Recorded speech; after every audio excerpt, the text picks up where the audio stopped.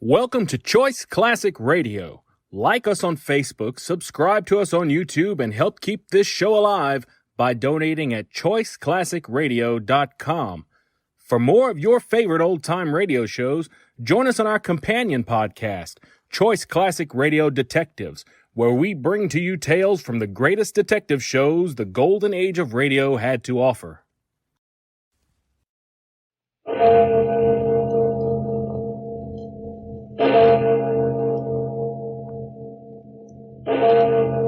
Murder at midnight. No, Betty, no. Don't make me... I say yes. It's got to be. And now and here, she's got to die. Betty. I say yes. Here, I'll hold her arm. All right, Betty, but... No, don't. I don't want to die.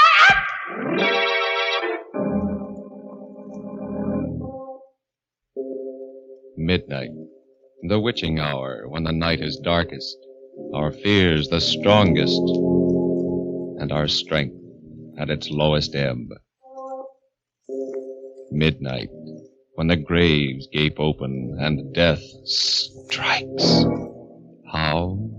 You'll learn the answer in just a minute in Nightmare.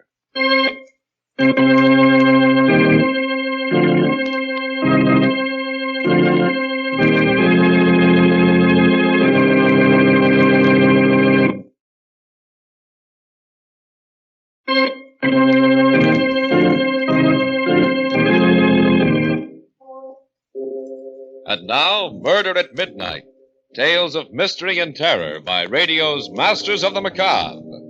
Our story, by Joseph Ruskall, is one of the most terrifying and fantastic nightmares we've ever heard. Its title, Nightmare.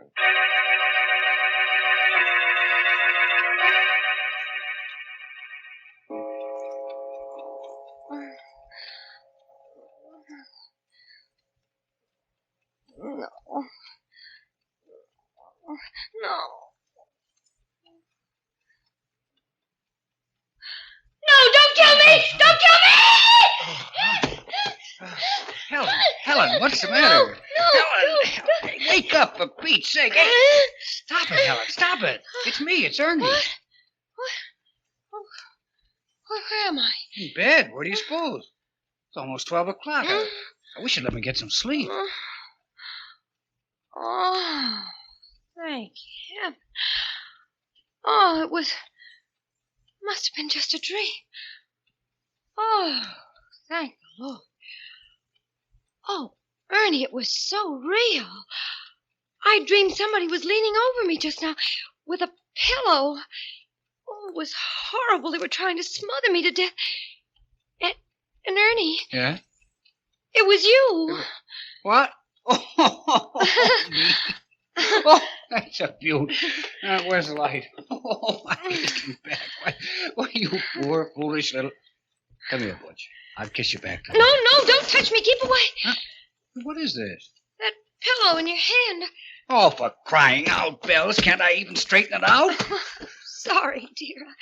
Gee, don't mind me, but that horrible nightmare, it seemed so real. Oh, darling, wasn't that crazy? You, the sweetest, gentlest husband in the world. Then why... Oh, Ernie, now please don't look so hurt. Now I can't even look hurt. I just murdered my wife in her sleep, didn't I? No, you were just about to. I mean... Oh, now what the... Everything's happening tonight. Hello. What? Who? Wrong number. And what's more, this is a heck of a time to be ringing. Why, what a nerve. On a night.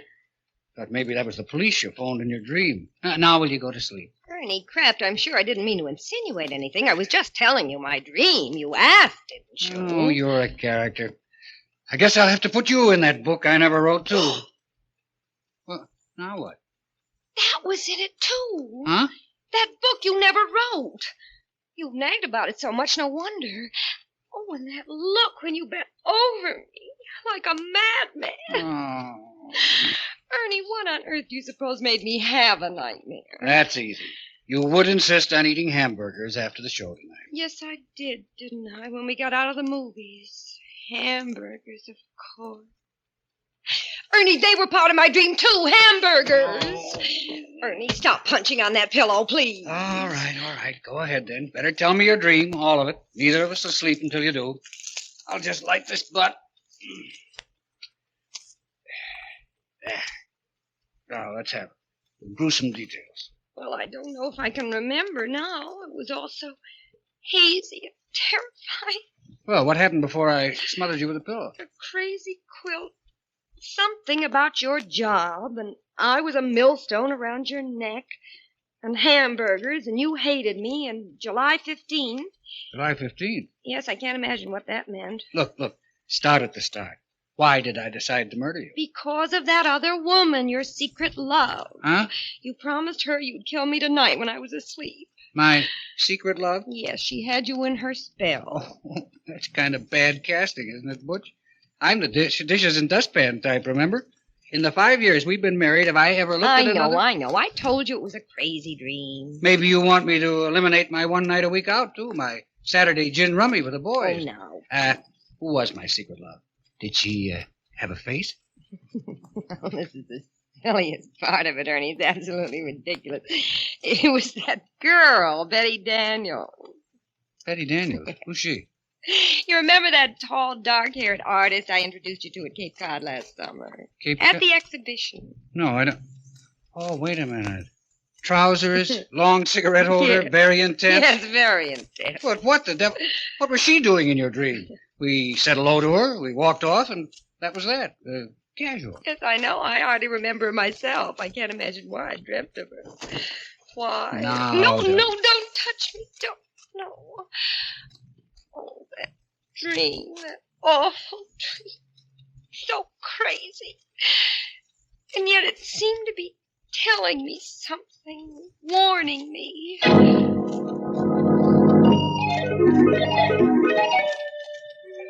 Strange and weird. You know how dreams are. First thing I remember is Provincetown and us looking at the art exhibition just the way we did last summer. Only now the picture was about 10 feet tall and hanging crooked. And then she came along. Betty Daniels. Just the way she did then. Hello, Helen? And I introduced you the same as I did then. Only not exactly the same. Like in a dream. You know, silly. Betty Daniels, this is my husband, Ernest. He is very faithful to me. How do you do? How do you do? We've never met. That's a marvelous Goya painting, Helen, don't you think? Or do you prefer hamburgers? Well, My wife prefers hamburgers, Miss Daniels. Oh, I didn't know. only after a movie, though. Anyway, I'm sure I can't tell one painting from another. My husband's the art lover in the family, I guess. And I just tag along for the fish. Only I don't like fish. I like hamburgers. I know. You don't wear trousers like I do. You're fluffy. Betty and I met on the beach, Ernie. She's a painter. Our rowboats got tangled. That's how we met. Yes, it was all very casual. I hardly remember. Well. Ernie and I are going back to New York today. Isn't that a shame? I wish you two wouldn't stare at each other so. Well, we better run along, Helen. Lots of packing to do. Ernie has got to get back to his silly old job. He's a reporter. A reporter? Shouldn't he write a book he never wrote? Well, imagine. That's what he always says. Well, goodbye. I'm wondering why I'm thinking of you now. Goodbye. Goodbye. The scenes sort of dissolve into each other like a kind of dream movie. And I'm trembling with fright because I have a feeling I know how the plot's going to end. The next thing I remember, Ernie, I'm in a penthouse apartment on Park Avenue. Everything zigzag, even the butler. And I'm the maid, Helen, there. And what I'm doing is turning pages for Betty Daniels while she plays the piano. For you, Ernie. Isn't that crazy? Neither of you hardly notice me at all, and I keep trying to open my mouth. Like that. But it's stuck, and I'm absolutely frozen at what I overhear. Darling, Yes, Butch. love our loveness. Out of this world. Ah, this is heaven. Ernie, do you ever call your wife Butch? Never. What gave you that idea? I hate the very sight of her. She's really a little ignoramus. You're telling me she prefers hamburgers. Ernie, do you think she suspects yet? Of course not. She thinks I'm at a gin rummy game. Darling, you're blind, but she's not. She knows. She knows. How'd she find out? You may go, Helen. Helen, do you hear me? Why don't you go? Answer me. Have you lost your tongue? Oh, well, there's murder in the air. How'd she find out, Betty? Tell me. Darling, do you suppose she doesn't know what happened last summer in Provincetown? After we all said goodbye and came to look for your cigarette lighter, she knew you hadn't lost your lighter, that you'd come back to ask me for my New York telephone number. She knew? Of course, intuition. She knows we've been having a secret affair ever since. I can't go on like this. I'm tired of being just a gin rummy excuse. Ernie, if you love me, you'll do what I promised. But I pity her so. Don't be a fool. Isn't it her fault you never wrote that book you never wrote? It's true. She wouldn't let me give up my job. She's a millstone around my neck. Then get rid of her, Ernie. Get rid of her, and I'll bring your genius to the world. I've plenty of money, and you can give up reporting and write that book. Fulfill your destiny. Fulfill my destiny. Oh, Betty, you'll help me. Yes, but only if you forget July 15th. You'll forget about July 15th. It won't mean a thing to you from now on. Not a thing, I promise. And you'll do away with her. The way I told you. Yes, like you told me. The pillow. The pillow. Shh, don't let her hear. Just look at her standing there at the piano. You've been spying on us, Helen, haven't you? Haven't you? Answer, have you lost your tongue? Oh, don't try to fool us. We know you're the real Helen and not the maid. She's heard everything you've said, Ernie. So we'll have to kill her now. Unless she gives me a divorce. Will you give him a divorce? Answer or we'll finish you right now. Very well. Here's the pillow, Ernie. Right now. I'll hold her on. Answer, Helen. Don't make me do it. Answer, Helen. I pity you, but I hate you. You let her cry. Look at her. Stricken dumb. Her mouth's moving, but she's not saying anything. What are you trying to say? Helen, please don't make me do it. Will you give me a divorce? Tell me. Ernie, stop. Fools we are. Do you want her body found here? Well, hang for it. She's got to die. She's got to. No, not here. Not like this. There must be some other way. Later tonight, Ernie. After the movies. Hamburgers. She'll get hungry for hamburgers. She's bound to. The waiter will ask her how she wants them. That'll give you the clue. And then, when she's asleep... and they'll find her in her bed. The perfect crime. Don't you see, Ernie? Hamburgers.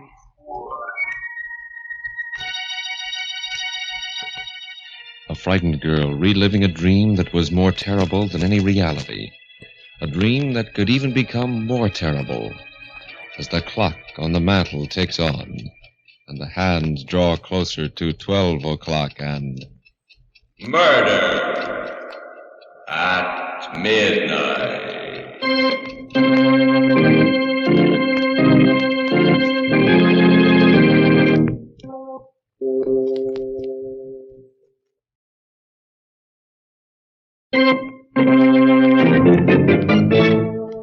And now back to Murder at Midnight and Nightmare. Well, let's hear the rest of this dream of yours, Helen. What happened after that? Well, it was after that it really got bad. It was so crazy, but so real. I don't know what stopped you, Ernie, kept you from killing me then, but you didn't. And still I knew you were going to. You dragged me out into the street and then into a movie and then out again. And I looked at you and you were crying because you'd made up your mind to finish me off when we got home. You should have let me write that book, Helen. You should have. And I kept crying, I love you, Ernie. Don't kill me. Please don't kill me tonight. But I've got to. I've got to. I pity you, but I've got to. And you pulled me along through the streets again. I was terrified. And then I saw a policeman and I cried to him, Officer! Yes? What is it, lady? Please save me. My husband here wants to kill me. Oh, wants to kill you, eh? Why, that's a crime. A felony. Oh, why are you joking? Don't joke about it. Do something, please. I'm frightened to death. Don't pay any attention to her, officer. She's dreaming. I'm not. Don't believe him. He wants to wait till I go to sleep tonight. And then as soon as I fall asleep... Oh, come now, lady. He wouldn't do it to you in your sleep. Why, you're cute. Not in her sleep now. Would you, mister? Of course not, officer. Not in her sleep. As a matter of fact, we're stopping off first for a hamburger. She's hungry. No, I'm not. I mean, I am, but I don't dare. I'm starving, but I don't dare. He's just waiting for me to order one, officer, to see what I'll say. And then he'll take me home and kill me. Oh, lady, stop.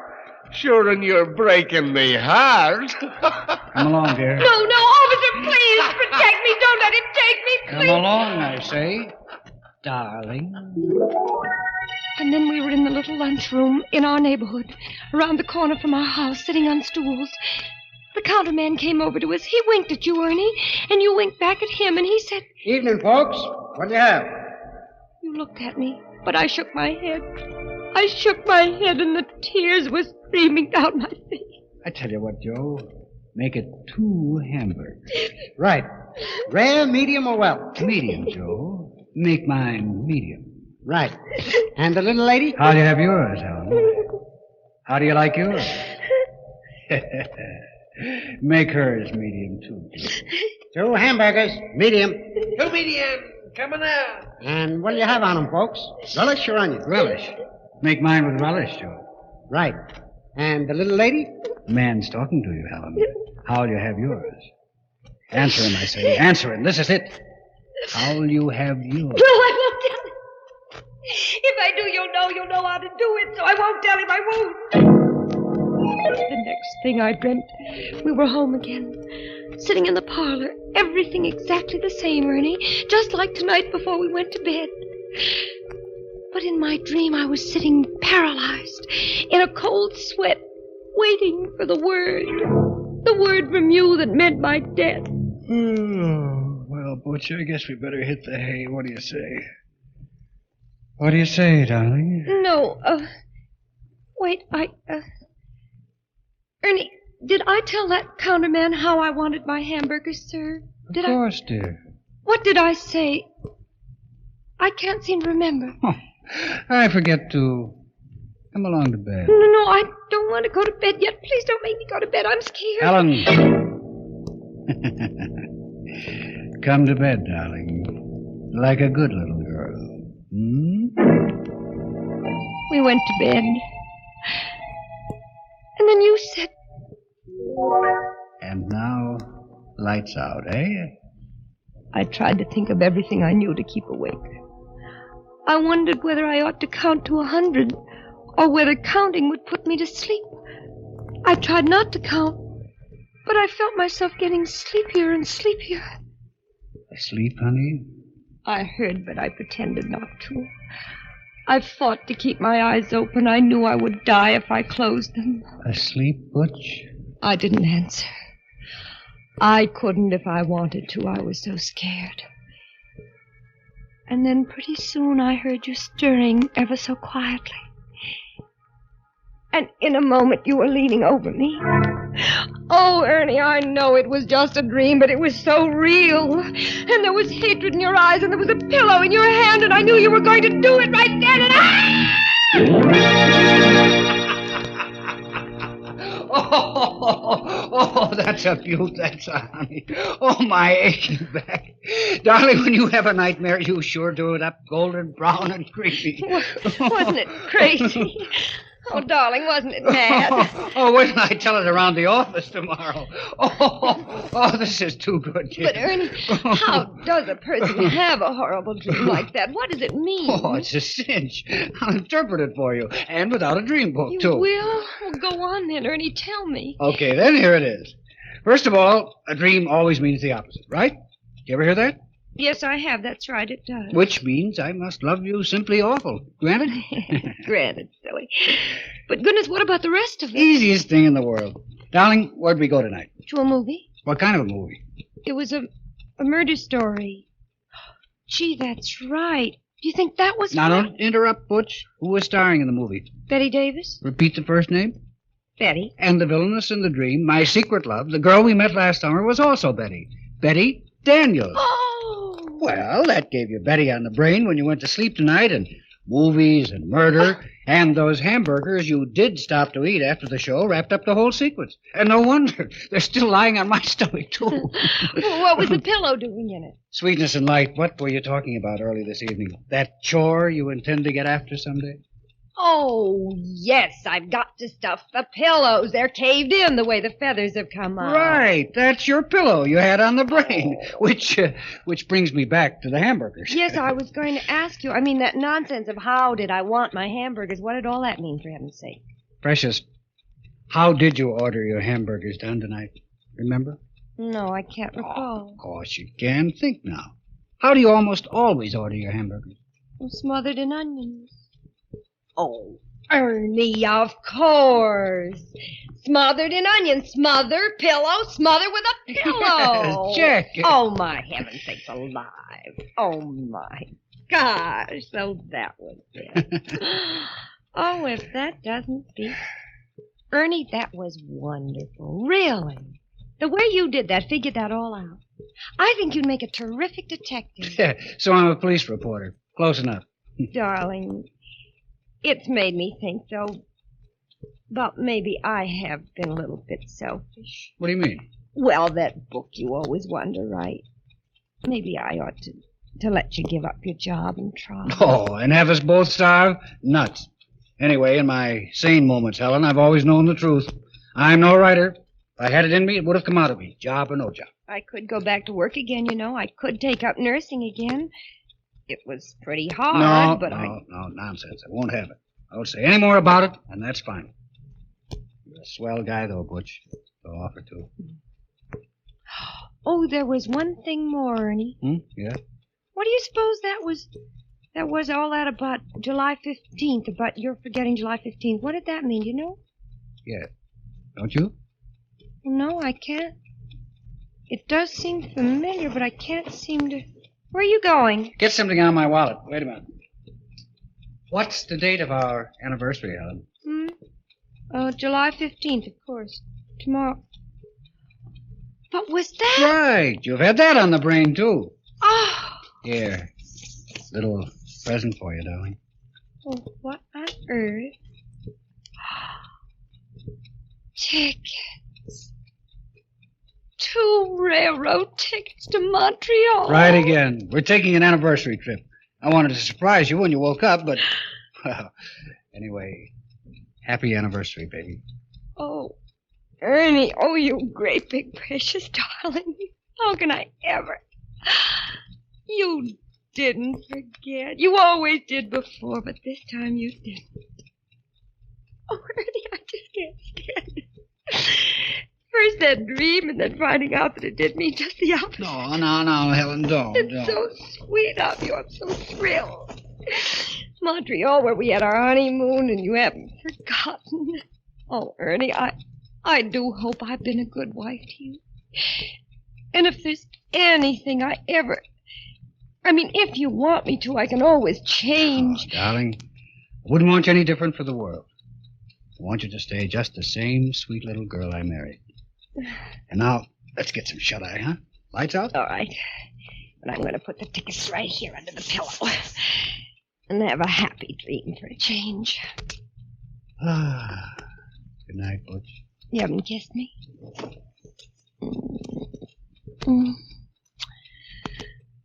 Good night, dear.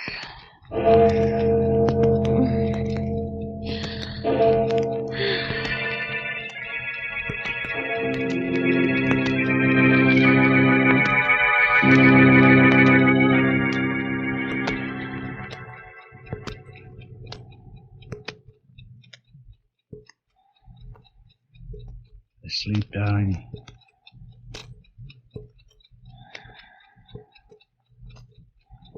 Darling, are you asleep?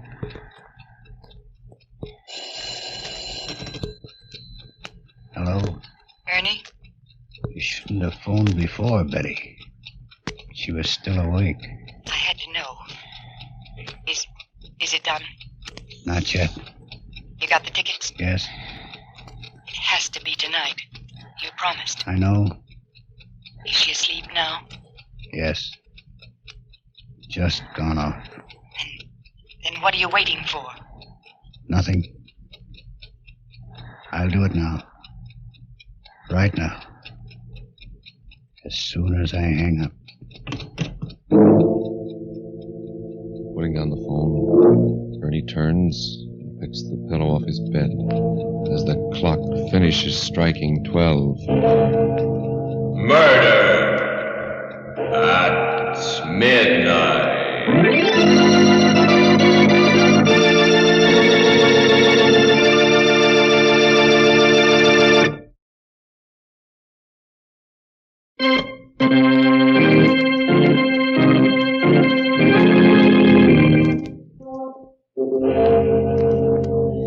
Remember to be with us again when death appears out of the darkness, wearing the face of one you know, and the clocks strike 12 for Murder at midnight.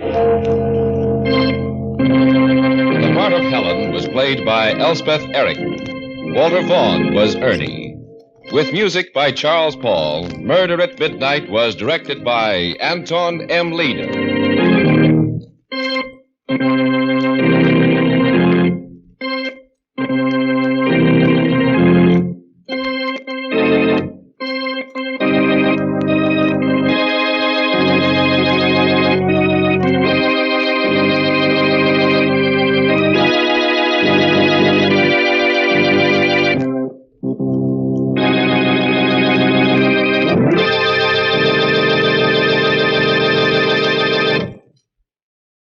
That concludes today's episode.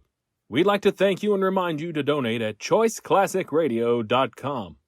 Remember, your donations make episodes like this possible.